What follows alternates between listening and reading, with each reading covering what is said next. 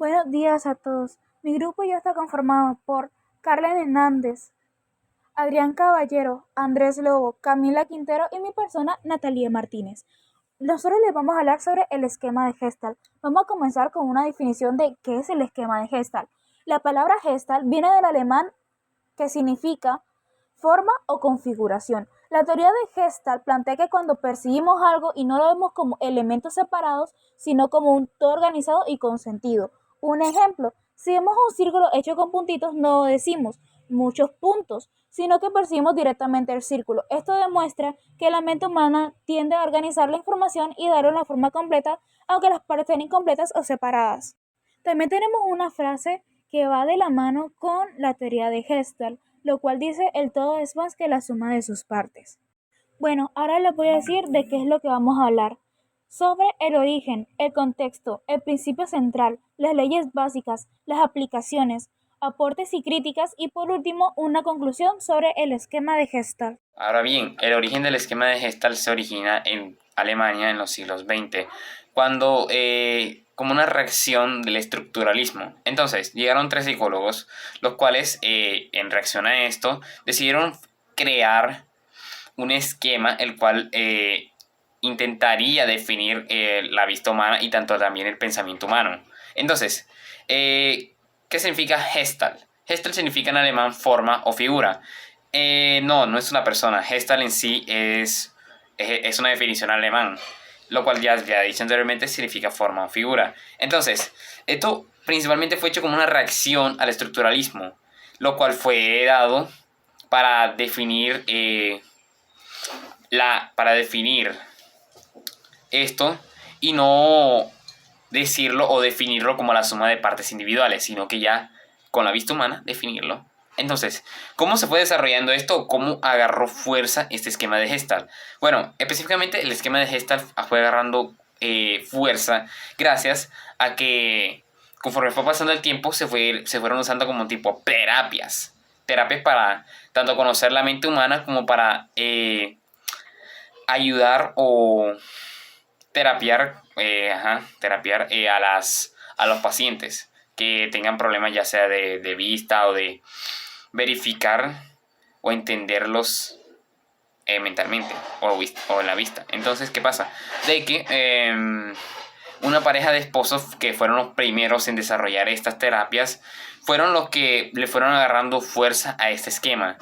Y gracias a esto fueron creándose varias terapias y evolucionando conforme fue pasando el tiempo al punto de que este esquema se convirtió más que una reacción estructuralista a unas terapias.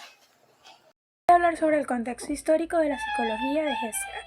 Surgió principalmente en los principios del siglo XX en Alemania, aproximadamente entre 1910 y 1920, y fue desarrollada por tres personas, Max Wittenberg, Wolf Kohler y Kurt Kafka, quienes buscaban una nueva forma de entender cómo funciona la mente humana. En esa época existían dos corrientes, las cuales eran el estructuralismo y el conductismo.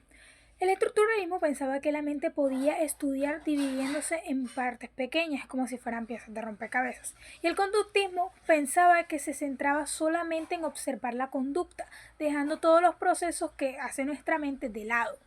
En Gestalt se opuso a las ideas y propuso algo diferente. La mente no funciona como una suma de sus partes, sino que organiza la información en su totalidad, significativa por la frase más conocida de él: el todo es más que la suma de sus partes. Hola a todos, les voy a hablar sobre algunas leyes del esquema de Gestalt. Primero les voy a hablar sobre la ley de continuidad. Nuestro ojo o nuestro cerebro siempre percibe o trata de continuar alguna forma, pero nuestro ojo es como perezoso. Siempre busca la forma más simple o la más suave a la cual seguir. Un ejemplo de esto es la imagen que ahora se les va a presentar. En la imagen se puede lograr ver una línea recta y una línea curva.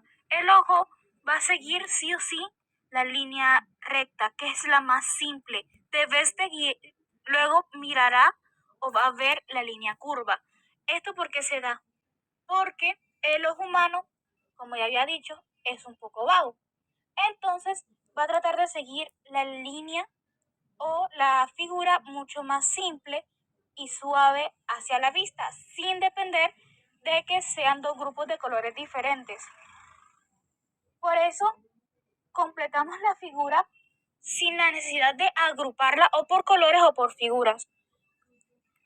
La ley de continuidad nos sirve para, en la parte del diseño, para de que el espectador pueda fijar su mirada a lo que uno, como diseñador, quiere que vea, que sea lo más importante, pero que tampoco tenga tanto problema al ser visto. Ahora les voy a hablar sobre la ley de semejanza. La ley de semejanza se trata que nosotros podemos diferenciar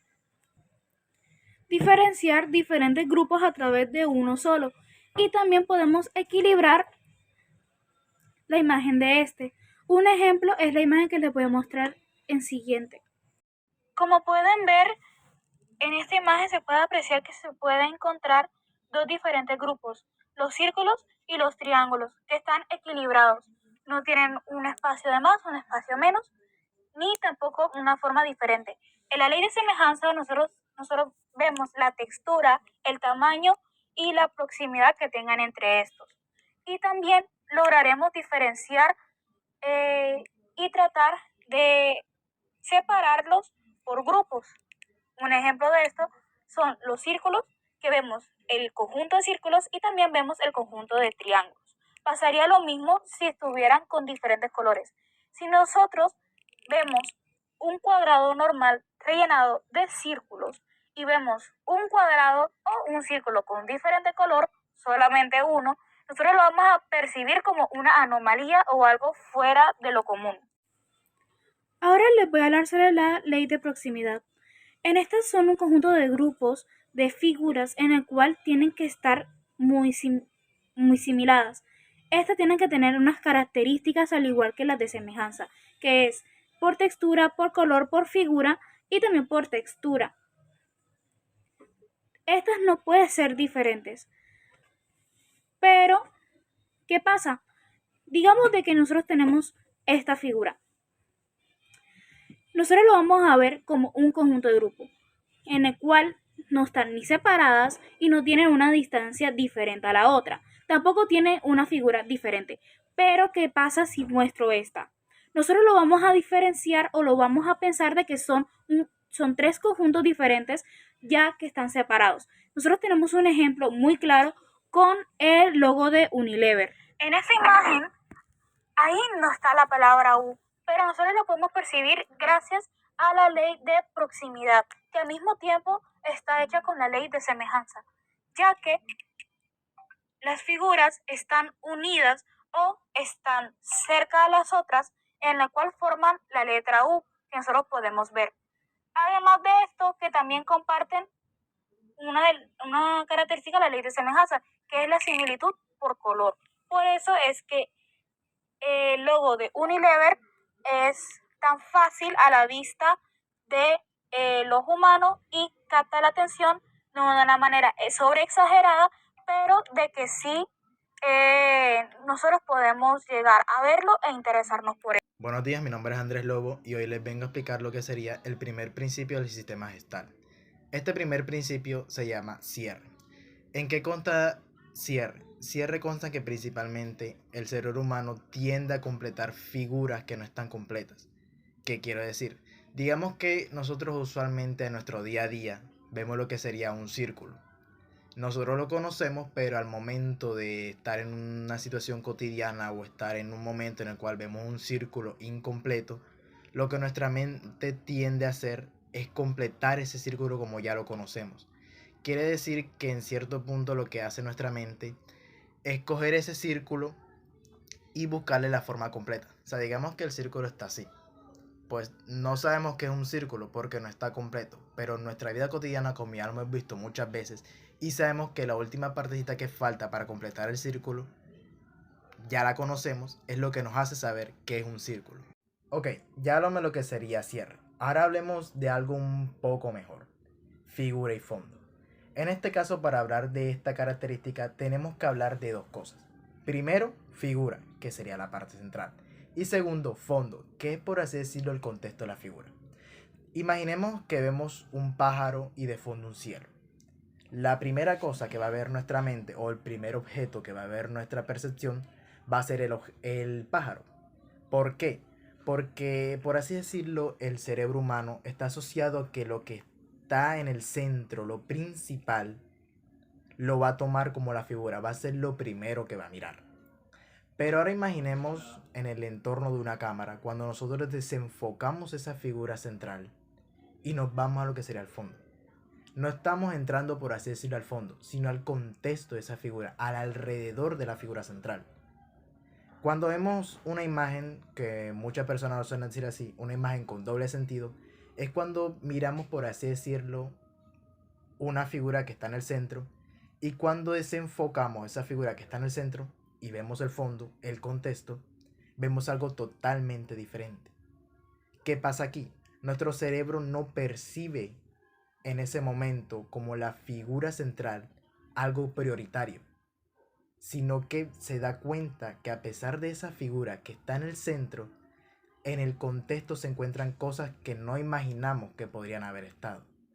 Ahora hablemos un poco más de dirección en común. ¿En qué consta dirección en común? Dirección en común es cuando vemos, por así decirlo, varios objetos, a pesar de estar individualmente separados, que van en una misma dirección o llevan un mismo patrón. ¿Qué pasa en este momento? A pesar de que los objetos son individuales o están separados a una distancia considerable, nuestro cerebro los toma como un grupo. ¿Y qué dice? Este grupo va en la misma dirección, llevan un mismo objetivo o apuntan hacia un lugar específico. Para poder entenderlo, imaginémonos una manada de pájaros. Cuando nosotros vemos el conjunto de pájaros volando en la misma dirección, podemos ver que cada pájaro está, por así decirlo, de una manera individual, pero nuestro cerebro no lo percibe de una manera individual. Lo que dice es, ese grupo de pájaros va hacia un lugar destinado. No lo ve y dice, este pájaro o este pájaro van hacia un lugar, sino que como lo ven en conjuntos en una misma dirección hacia un mismo punto, dice, estos pájaros o este grupo de pájaros van en una misma dirección, siguen un mismo patrón. Hasta el momento de todo lo que le he hablado, no importa si tienen el mismo tamaño o digamos que no tienen la misma forma. Pero ahora hablemos de algo que sí nos va a llevar a esto. Y se llama la simetría. ¿En qué consta la simetría? La simetría consta en que cuando vemos un conjunto, pongámoslo así, un conjunto de cuadrados, a pesar de no tener la misma tamaño, ya sea por 1 centímetro o por 0,5 centímetros, aún así nuestra mente los percibe igual. ¿Por qué pasa esto? Cuando vemos estos cuadrados, nuestra mente los agrupa, no los unifica, sino que los agrupa. Y esto pasa porque le da a la mente una sensación de orden y armonía. Y al momento de tener esto, pues nosotros nos sentimos bien. No lo percibimos como una sola forma, porque no nos estamos centrando en una sola forma. No nos estamos detallando en ese centímetro o en ese 0,5 centímetros que tiene diferencia. Es tan mínima la diferencia que técnicamente los agrupamos como si fuera uno solo, como si cada uno tuviera el mismo centímetro, el mismo diámetro, la misma longitud, no importa ya el centímetro. Importa esa sensación de armonía que nos causa. Y por eso se llama simetría, porque a pesar de no ser iguales, lo percibimos como formas simétricas, porque nos causa lo que podría decirse una sensación de armonía, una sensación de paz, una sensación de orden. Y por eso no importa si el objeto, a pesar de tener 0,5 centímetros de diferencia, mientras sea el mismo objeto, nos causa esa sensación. Ahora les voy a hablar de las diferentes aplicaciones muy útiles que tiene este esquema esta. Pues resulta que estas aplicaciones son tanto en nuestra vida personal como en nuestra vida profesional, específicamente en los ámbitos de la psicología clínica, la educación, el arte, lo digital y pues lo tecnológico. A través de este esquema podemos comprender mejor nuestras emociones, ya que este nos permite distinguir entre lo que sentimos de manera más evidente, o sea, superficialmente, que sería la figura, y aquello que está oculto pero también influye en nuestra vida, es decir, el fondo. Por ejemplo, Cuando sentimos alguna emoción como el enojo, esa es la figura, pero detrás de él puede haber miedo, tristeza, frustración o demás causas que forman parte del fondo. Este recurso también nos ayuda a mejorar las relaciones interpersonales, ya que facilita identificar qué emociones predominan en las diferentes personas y cómo influyen en la manera de relacionarnos. Así, un amigo puede llegar a generar confianza, pero al mismo tiempo inseguridad. En el ámbito de la terapia y la educación, el esquema Gestalt es utilizado por los psicólogos y los maestros para que los estudiantes o pacientes aprendan a reconocer, nombrar y trabajar pues sus emociones. Por ejemplo, un adolescente, así como yo, puede tener en la figura algo como la rabia con sus padres, pero en el fondo lo que desea es simplemente puede ser escuchado. Además, este esquema resulta muy útil para la toma de decisiones, ya que permite organizar lo que sentimos y pensamos de forma más clara, pues antes de tomar acción. Este también contribuye al manejo de los conflictos, ya que nos ayuda a descubrir la verdadera raíz de los problemas en las discusiones, ya sean familiares, escolares, laborales o pues de nuestra vida diaria, así evitando quedar solo en lo superficial. Finalmente, este esquema pues nos favorece en el desarrollo personal y en el autoconocimiento, ya que nos facilita la reflexión sobre nosotros mismos y llegar a reconocer los patrones emocionales, además de que nos ayuda a fortalecer nuestra madurez emocional.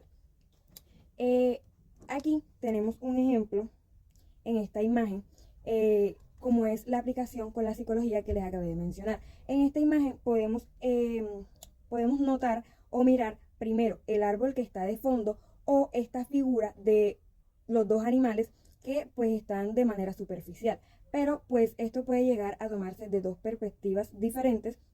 Y asimismo, como lo mencioné en la psicología, esta puede ser, los animales que están en blanco pueden ser la figura y el árbol es el fondo. O sea que detrás de cada emoción, pues en este ámbito de la aplicación a la psicología, detrás de cada emoción, de cada sentimiento, siempre va a haber como una razón. O sea, siempre va a haber como el por qué nos sentimos así.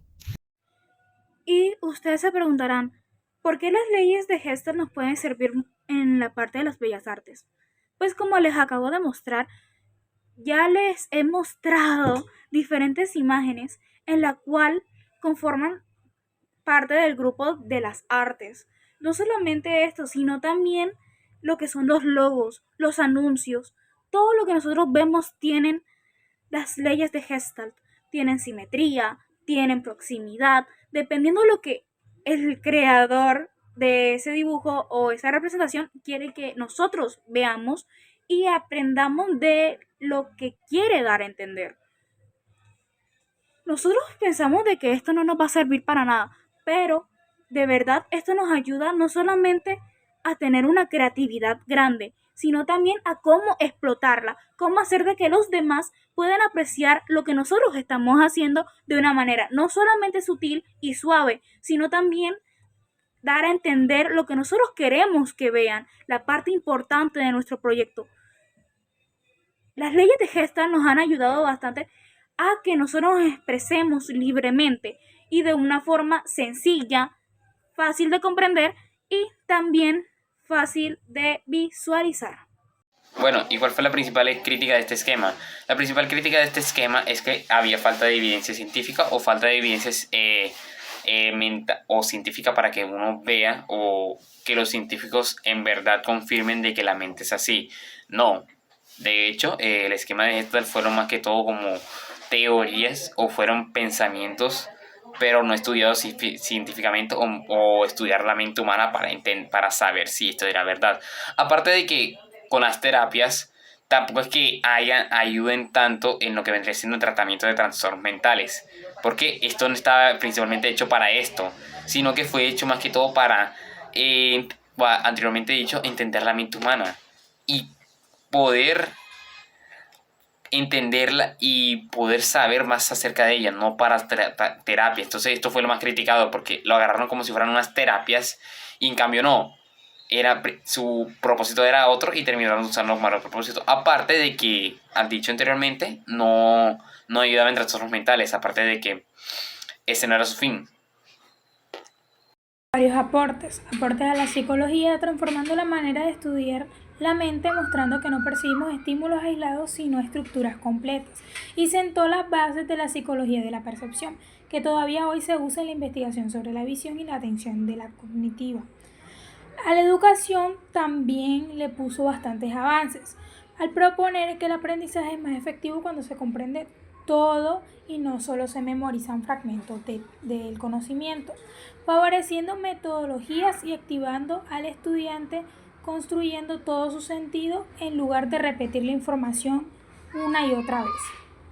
Y a la psicoterapia, en los años 40 y 50, Fritz Perls desarrolló la terapia de Gestalt, basada en la autoconciencia y la responsabilidad personal y de aquí y ahora. Esta terapia ayuda a integrar las emociones y pensamientos y conductas, influyendo mucho en la psicología humanista.